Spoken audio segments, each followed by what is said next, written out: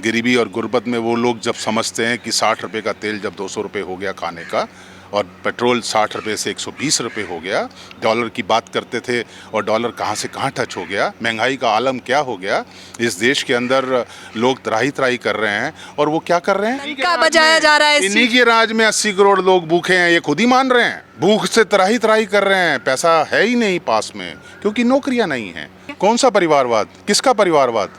जिसका परिवार ही नहीं है वो बता रहा है परिवार क्या होता है। परिवार पाल के तो देखता तो पता लगता परिवार क्या होता है। जो अपने आप को बहुत बड़ा समझ के चल रहे हैं, वक्त बता देगा, जनता से बड़ा कोई नहीं। नमस्कार, मैं ज्योति यादव और आप देख रहे हैं नेशनल दस्तक। चुनाव नज़दीक है और ये बात तो आप मुझसे बेहतर तरीके से जानते होंगे। जिस प्रकार से प्रचार तंत्र में लगी हुई है भाजपा से लेकर हर एक सरकार, विपक्ष भी एकजुट है। अभी 23 तारीख को मीटिंग हुई थी, वहाँ की भी लगातार खबरें हमने आपको दिखाई थी। लेकिन इस विषय पर खास तौर पर एमपी में इस बार क्या माहौल है ये जान लेना बेहद ज़रूरी है। और इस वक्त में साथ जो व्यक्ति मौजूद हैं वो खुद किसी परिचय के मोहताज नहीं है। एमपी का हाल मुझे लगता है कि इनसे बेहतर कोई नहीं बता पाएगा। सर, क्या कहना चाहेंगे, अब की बार किसकी सरकार एमपी में? लोगों का मूड देखिए जाके, the mood off the people is totally changed.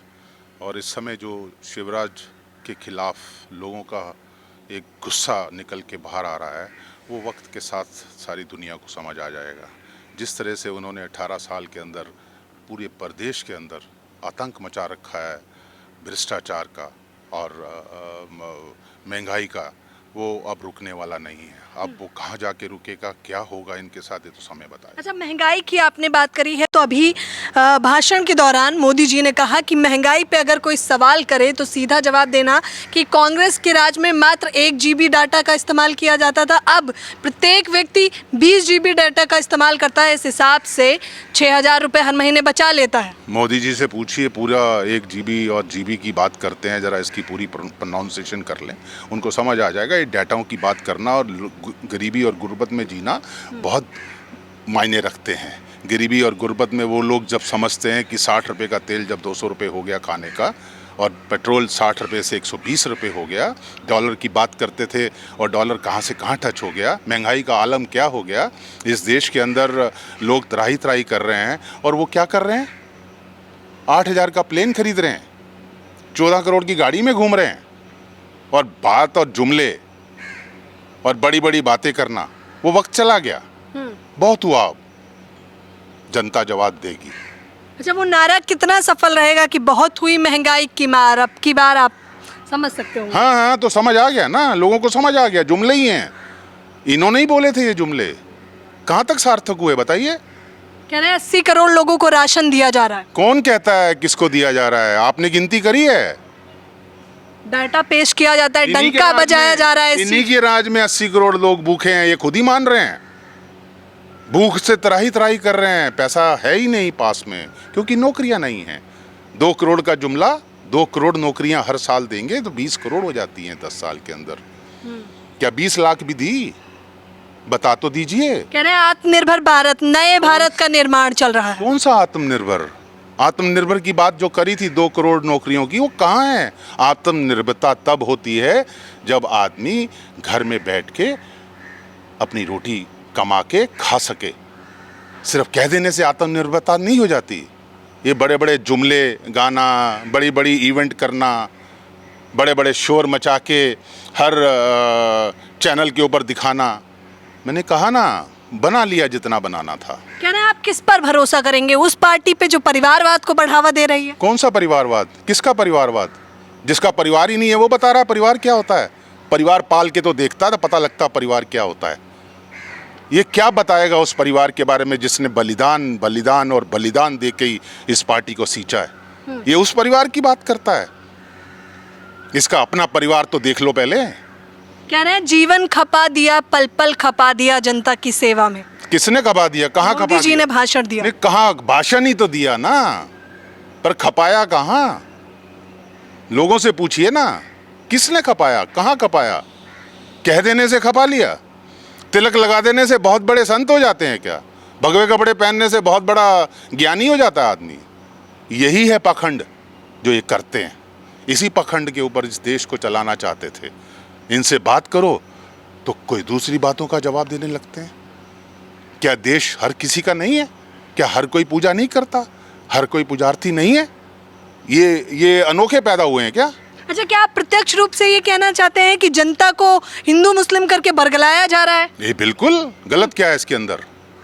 इनसे सवाल करो तो हिंदू मुसलमान, इनसे देश के बारे में बात करो तो हिंदुस्तान पाकिस्तान। आता क्या इनको? और सरकार चलानी तो आती नहीं। कह रहे हैं सिलेंडर दिया मैंने, करोड़ों लोगों को पक्के मकान दिए। सिलेंडर दिया, 3 लाख करोड़ रुपया आरबीआई से ट्रांसफर कर लिया, उसमें एक सिलेंडर दिया। और सिलेंडर क्या दिया? जो सिलेंडर दोबारा भर ही नहीं पाया। 400 कुछ रुपए का सिलेंडर था यूपीए के अंदर, आज 1200 रुपए का है। वो सिलेंडर तो सिर्फ कुर्सी के काम आ रहा है वहाँ पे। उन घरों में जाके पूछिए ना। ये बड़ी बड़ी फिगरें देना, बड़ी बड़ी बातें करना, धरातल पे देखिए जाके। ये कहने विपक्ष कहता है कि मर जा मोदी, जनता कहती है कि मत जा मोदी। ये खुद ही बोलते हैं ना, ये खुद ही बोलते हैं ये बातें। जनता नहीं बोलती और ना विपक्ष बोलता है। ये सिर्फ पेश करने के तरीके हैं, जुमलेबाजी है, फिरका परस्ती है।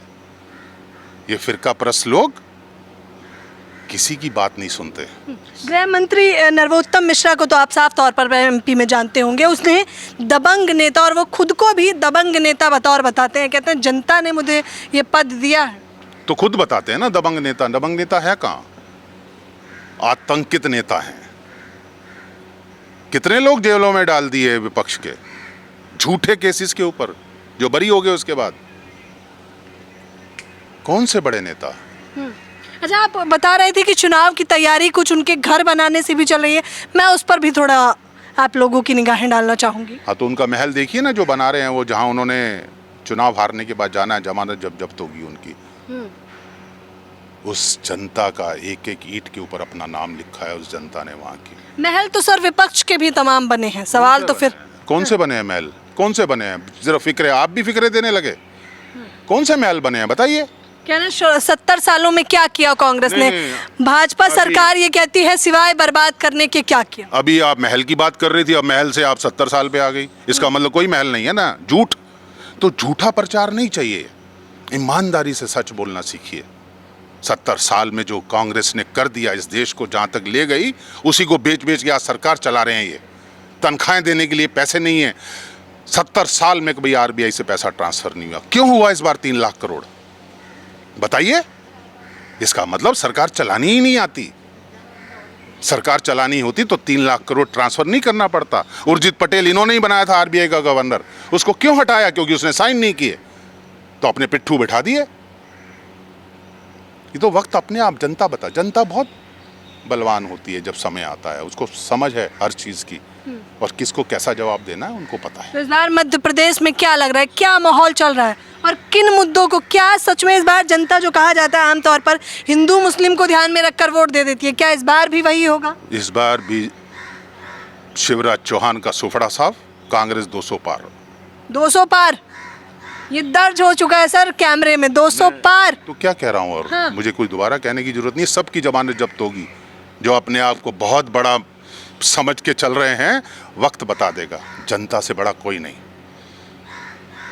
तो आप साफ तौर पर देख सकते हैं कि जनता से बड़ा कोई नहीं, यही बताया जा रहा है। और इन्होंने कहा कि महंगाई से तो त्राही त्राही मची हुई है, और जो लोग ये दावा कर रहे हैं कि उन्होंने बेहतर सरकार चलाई है, वो देखना अभी क्लियर हो जाएगा। क्योंकि हम जनता के बीच भी जाएंगे, मध्य प्रदेश में भी जाएंगे, बातचीत जरूर करेंगे कि आखिरकार अब की बार किसकी सरकार। फिलहाल हमसे बातचीत करने के लिए आपका बेहद धन्यवाद। कैमरा पर्सन आशीष के साथ ज्योति यादव, नेशनल दस्तक।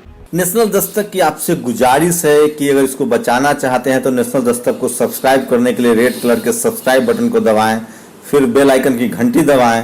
नेशनल दस्तक को बचाने के लिए बहुत जरूरी है कि हर खबर को शेयर करें, लाइक करें, कमेंट जरूर करें।